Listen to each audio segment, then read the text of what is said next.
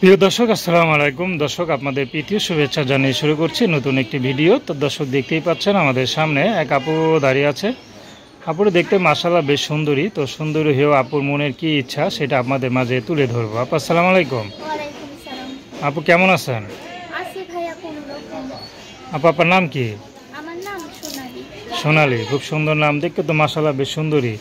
তো এত সুন্দর হয়ে ইউটিউবে কেন আসলেন? সুন্দর হলে কি হইব ভাই, যদি মনে কষ্ট থাকে আইসি প্রতিবেদনের সামনে ভারতটা মনে মানুষ পাওয়ার জন্য। তো এই সুন্দর মনে কে আবার কষ্ট দিল? কারণ আমি তো প্রেমই করি নাই, মানুষ আবার কেমনে কষ্ট দিবে, গরিব মানুষ আবার কে ভালোবাসবো। আচ্ছা, তো গরিব মানুষ, বাবা কি করে? বাবা বিয়া করে চলে দিচ্ছে, মা আছে। আমি মানুষের বাসায় কাজ করি। মাটা বুড়া মানুষ, মানুষের বাসায় কাজ করতে পারে না। আমি মানুষের বাসায় সেলাই মেশিনে কাজ করি।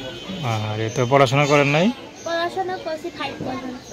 আচ্ছা, তো এই যে বয়সে পড়াশোনা করেন নাই, এখন স্কুলে পড়বেন। গরিব মানুষ পড়াশোনা করবো না, মানুষের বাসায় কাজ করবো। মাথা বুড়া মানুষ কাজ করতে পারে না, একজন আমি মানুষের বাসায় কাজ করবো। আচ্ছা সেলাই মেশিনের কাজ। আচ্ছা আচ্ছা, তো ইউটিউবে আসার উদ্দেশ্যটা কি? শুধু ভালো মানুষের জন্য না অন্য কোনো উদ্দেশ্য আছে? আমি আইসি একটা ভালো একটা মনের মানুষ পাওয়ার জন্য, যে আমাকে সারা জীবন আমাকে পাশে থাকবে, ও কখনো ছেড়ে যাবে না, আমি তার সাথে কথা বলবো।